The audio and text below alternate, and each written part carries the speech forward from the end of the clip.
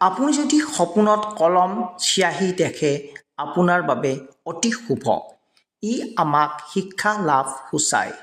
যদি আপুনি সপোনত নিজকে কন্দা দেখে জানিব আপোনাৰ ভাল দিন আহিল, দুখৰ দিন আঁতৰিল।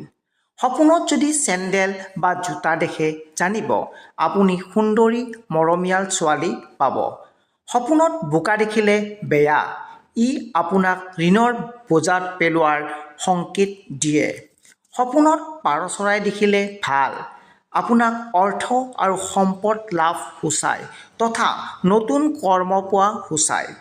সপোনত যদি মাছ দেখে আপুনি তেতিয়া উত্তমা পত্নী পাব।